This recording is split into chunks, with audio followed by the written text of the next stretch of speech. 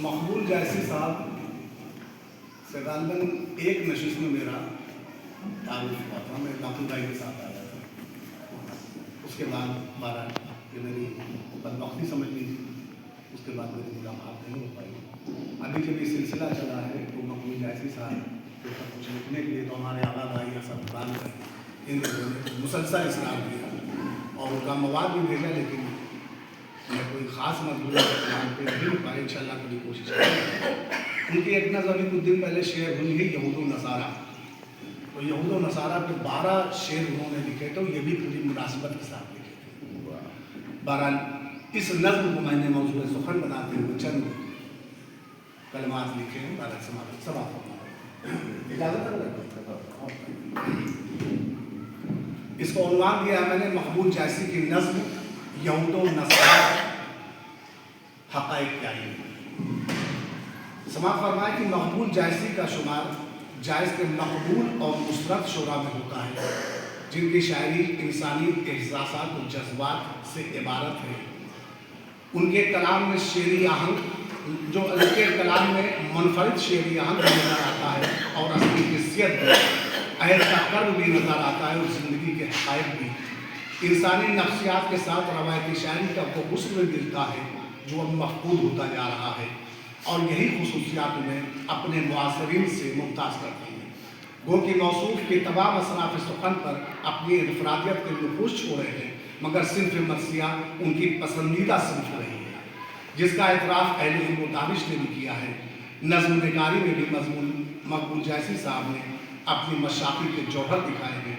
یہاں میرا موضوع سخن مقبول جیسی کی مشہور نظم یہود و نصارہ ہے جس میں انہوں نے یہود و نصارہ کی ریشہ دوانیوں کے پیش نظر نہ صرف امت مسلمہ کو ایک پیغام دیا ہے بلکہ قرآن مقدس کی اس آیت کی ترجمانی بھی کی ہے کہ اے ایمان والو تم یہود و نصارہ کو دوست نہ بناؤ، یہ تو آپس میں ہی ایک دوسرے کے دوست ہیں.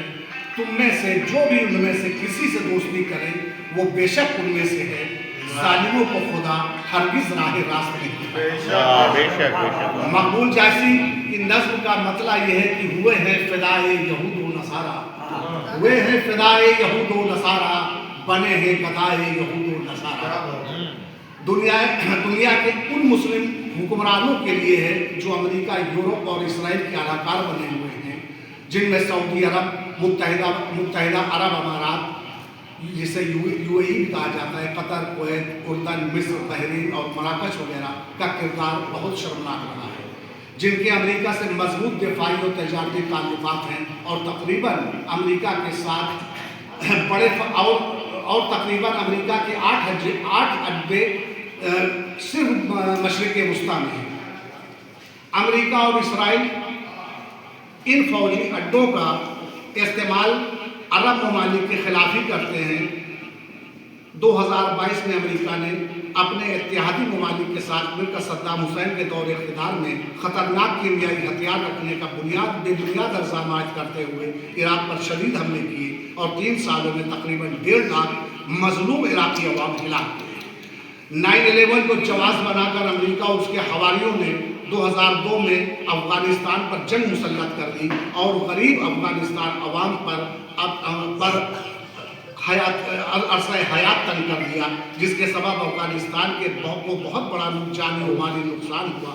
2014 میں امریکہ نے داعش کے خلاف فوجی کارروائی کا بہانہ بتاتے ہوئے بشار الاسد کی حکومت کے خلاف شام پر فضائی حملے شروع کر دیے اور تقریباً 10 سالوں میں اسرائیل کے ساتھ مل کر 5 لاکھ سے زائد شام کی مظلوم عوام کا قتل کر چکے ہیں. اس طرح 13 جون 2025 کو امریکہ کی ناجائز اولاد اسرائیل نے ایران کے جوہری پروگرام کو وسعت دینے کا بہانہ بنا کر ایک خود مختار ملک ایران کی تنصیبات پر وحشیانہ اور بزدلانہ بمباری کی، جس میں ایران کے فوجی سربراہ جنرل باقر، پاسداران انقلاب کے کمانڈر ان چیف حسین سلامی کے علاوہ کئی بڑے اہم جوہری سائنسداں انہوں نے جان شہادت نوش کیا اور تقریباً 200 ایرانی عوام شہید ہوئے. اور اس کا جواب پھر ایران نے اسی انداز میں دیا. اسرائیل کے مختلف شہروں میں اپنی میزائلوں سے ایسی تباہی مچائی کہ جس کی توقع دنیا میں کسی کو نہیں تھی. کئی اسرائیلی شہروں کو کھنڈر بنا دیا. اسلامی جمہوریہ ایران کے سربراہ سید علی خامنئی نے نہ صرف امریکہ اور اسرائیل بلکہ نام نہاد مسلم ممالک کے ضمیر فروش حکمرانوں کو گزشتہ 75 سالہ تاریخ میں پہلی بار حسینی جاہو جلال سے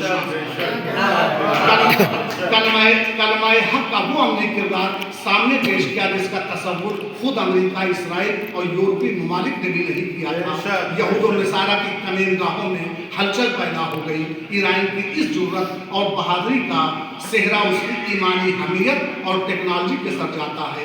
یہی وجہ ہے کہ آج امریکہ، اسرائیل اور یورپی ممالک ایران پر مزید حملہ کرنے کے لیے پر توڑ رہے ہیں. مگر اس صورتحال میں بھی ایران کے سربراہ اعلیٰ اپنی ایمانی حمیت کے ساتھ یہود و نصارہ کے مقابل سیسا پلائی دیوار کی طرح کھڑے نظر آ رہے ہیں. بقول اقبال کہ آئین جواں مردہ حق وہی وبے آتی، اللہ کے شیروں کو آتی نہیں پائی.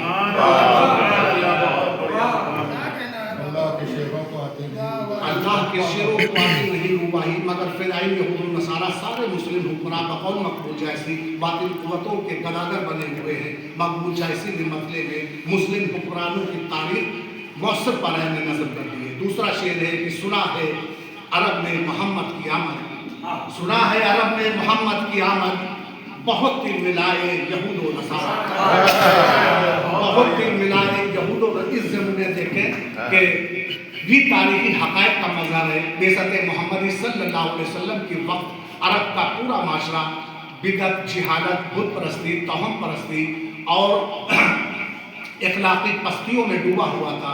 یہی وجہ ہے کہ رحمت عالم کی آمد باسعادت پر یہود و نصارہ کے صفوں میں کھلبلی مچ گئی. مگر وہ اس حالی برق کے مقابل ٹھہر نہ پائے. بقول حالی کہ ایک عرب کے آدمی نے بول بالا کر دیا، خاک کے ذروں کو ہمدوش سریا کر دیا. خود نہ تھے جو راہ پر اوروں کے حالی بن گئے، کیا نظر تھی جس نے مردوں کو مسیح. نظم کا تیسرا شعر کہ محمد کی ہستی مٹانے کی خاطر، محمد کی ہستی مٹانے کی خاطر صدا چھٹپٹائے یہود و نصارہ حقائق کی غمازی کر رہا ہے. یہود و نصارہ کے مظالم اور درندگی کے واقعات سے تاریخ عالم کے اوراق سرخ نظر آتے ہیں. پیغمبر اسلام محمد عربی صلی اللہ علیہ وسلم کو نعوذ باللہ قتل کرنے کی ناپاک سازشیں کی گئی.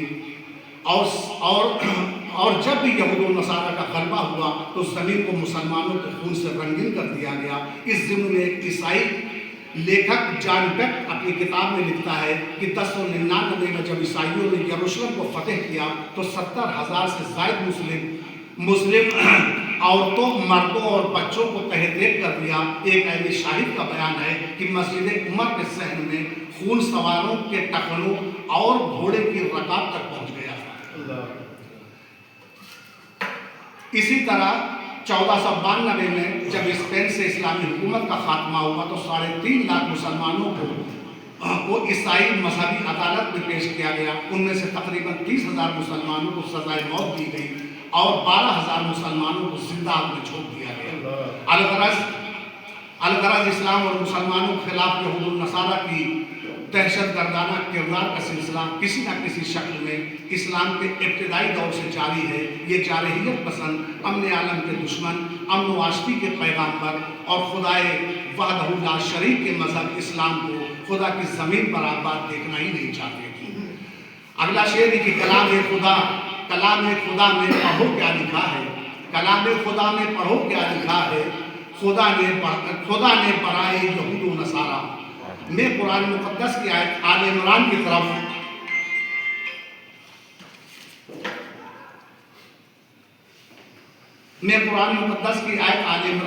مقبول جیسی کا اشارہ ہے جس میں واضح طور پر مسلمانوں کو مخاطب کرتے ہوئے کہا گیا کہ اے ایمان والو، تم یہود و نصارہ کے دوست نہ بناؤ، یہ تو آپس میں یہ دوسرے کے دوست ہیں. تم میں سے جو بھی ان میں سے کسی سے دوستی کرے وہ بے شک انہی میں سے ہے.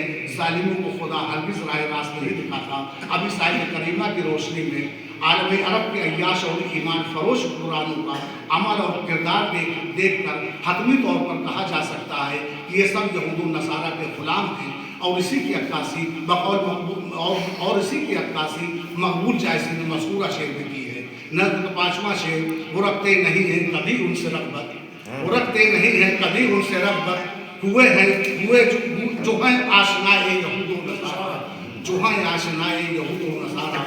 भी मकबूल जैसी ने इस ज़िम्न में कहा है, यहूद व नसारा की फितरत और तारीख से जो ज़र्रा बराबर भी आशना है, वो कभी उनका दोस्त नहीं बन सकता और न ही उनके साथ किसी किस्म के रिश्ते इस्तवार रख सकता है। इसका सबसे बड़ा सबूत इस्लामी जमहूरिया ईरान है, जिसने कभी वक्त के इन यजीदों की हाशिया बर्दारी नहीं की और न ही कभी यहूद व नसारा के इत्तेहादियों के जरगे में शामिल हुआ। यकीनन आज ईरान सलाहुद्दीन अय्यूबी, नूरुद्दीन ज़ंगी व दीगर मुजाहिदीन इस्लाम के नक्शे कदम पर गामज़न है और यही फलाह बहबूद का रास्ता है।